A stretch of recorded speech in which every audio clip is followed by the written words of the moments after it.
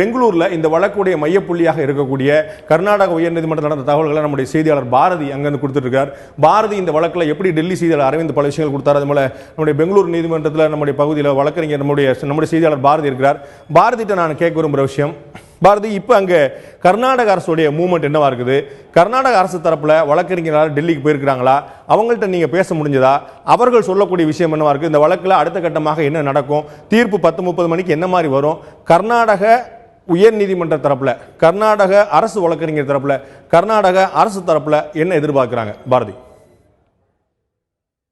அதாவது ஏற்கனவே நீங்கள் கூறியது போலவே இந்த வழக்கு மிகப்பெரிய எதிர்பார்ப்பை ஏற்படுத்துறது சந்தேகமே இல்லை. காலையில் நம்ம தொலைக்காட்சி இங்கே வழக்கறிஞர் ஆச்சாரியா வீட்டுக்கு வரும்போதே வரும் வழியிலே பலர் இந்த தீர்ப்பு எப்படி இருக்குன்ற எதிர்பார்ப்போடு நம்மகிட்ட கேள்விகளை வச்சாங்க.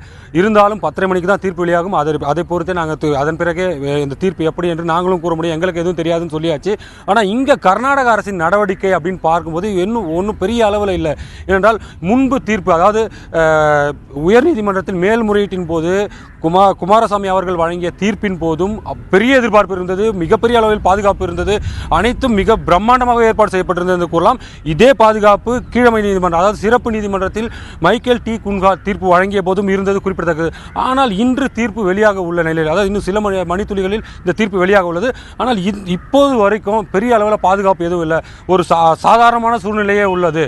அதாவது நம்ம போலீசாரிடம் பேசும்போது கூட எந்த விதமான கூடுதல் பாதுகாப்பும் செய்யப்படவில்லை. எங்களுக்கு அது தொடர்பாக எந்த உத்தரவும் வரவில்லை, உளவுத்துறை எந்த உத்தரவும் கொடுக்கலன்னு சொல்லியிருக்காங்க.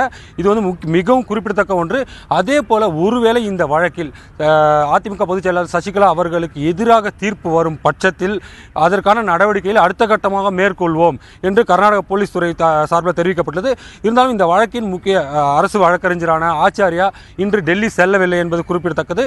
நேற்று வரை மங்களூரில் இருந்த அவர் இந்த தீர்ப்பு வெளியாகும் என்று உச்சநீதிமன்றம் அறிவிப்பு வெளியிட்டதை தொடர்ந்து தற்போது பெங்களூர் விரைந்து கொண்டிருக்கிறார். இன்னும் சில மணி நேரங்களில் அவரிடமும் நாம் நேரடியாக பேட்டி காண முடியும் என்று நம்பலாம். அதே போல இந்த அரசு தரப்பில் என்ன கூறப்படுகிறது, ஒருவேளை தீர்ப்பு அதிமுக பொதுச்செயலாளர் சசிகலா அவர்களுக்கு சாதகமாக வந்தால், அதாவது நீதிபதி குமாரசாமி அவர்களின் தீர்ப்பை உறுதி செய்யும் பட்சத்தில், உச்சநீதிமன்றம் உறுதி செய்தால் அடுத்த கட்டமாக என்ன நடவடிக்கை என்பது சட்ட வல்லுநர்களுடன் ஆலோசித்தே பின்னர் முடிவெடுக்கப்படும் என்று அரசு தரப்பில் வந்து கூறப்பட்டிருக்கிறது. இருந்தாலும் அதிகாரப்பூர்வமாக எந்த தகவலும் இதுவரைக்கும் நமக்கு வெளியிடப்படல. அரசு தரப்பில் தகவல்களாக மட்டுமே வந்து கொண்டிருக்கிறது. ஏனென்றால் மீண்டும் மேல்முறையீடு செல்லலாமா அல்லது இத்துடன் முடித்துக் கொள்ளலாமா? ஏனென்றால் இந்த வழக்கை பொறுத்த மட்டும் கர்நாடகா வந்து ஒரு அரசு தரப்பு மட்டுமே. இந்த வழக்கு கர்நாடகாவுக்கு தொடர்புள்ள வழக்கு அல்ல, தமிழகத்திற்கு தொடர்புடைய வழக்கு என்பது குறிப்பிடத்தக்கது. ஏற்கனவே இந்த வழக்கிற்காக, அதாவது சிறப்பு நீதிமன்றத்திற்கு மட்டுமே கர்நாடக அரசு சார்பில் 5,43,00,000 ரூபாய் ஒதுக்கப்பட்டுள்ளது ஒரு குறிப்பிடத்தக்க அம்சம்.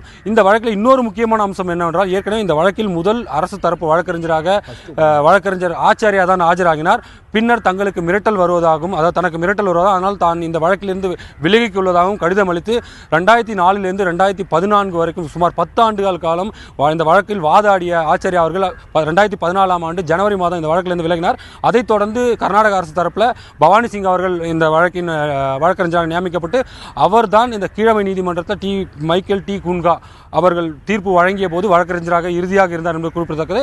அதைத் தொடர்ந்து இந்த மேல்முறையீட்டு வழக்கின் போது அவர் வாதாடிய விதம் சரியில்லை என்று திமுக தலைவர் அன்பழகன் சார்பில் உச்சநீதிமன்றத்தில் தாக்கல் செய்யப்பட்ட மனுவை தொடர்ந்து அவர் மாற்றப்பட்டு மீண்டும் ஆச்சாரியா இந்த வழக்கில் கடைசி நிமிடத்தில் உள்ளே நுழைந்தார் என்று கூறலாம். உள்ளே நுழைந்தபோது அவருக்கு அப்போதும், அதாவது இந்த குமாரசாமி விடுவிப்பு, அவர்கள் 4 பேரும் குற்றவாளிகள் என்று உத்தரவு பிறப்பித்த பின்னரும், தீர்ப்பு பிறப்பித்த பின்னரும் அவர் ஒரு கருத்தை முன்வைத்தார். எனக்கு சரியான அளவு அவகாசம் வழங்கப்படவில்லை வாதாட, இறுதி நிமிடத்திலேயே நான் ஆஜரானேன் என்ற ஒரு கருத்தை வந்து ஆச்சாரியா தெரிவித்திருந்தது குறிப்பிடத்தக்கது.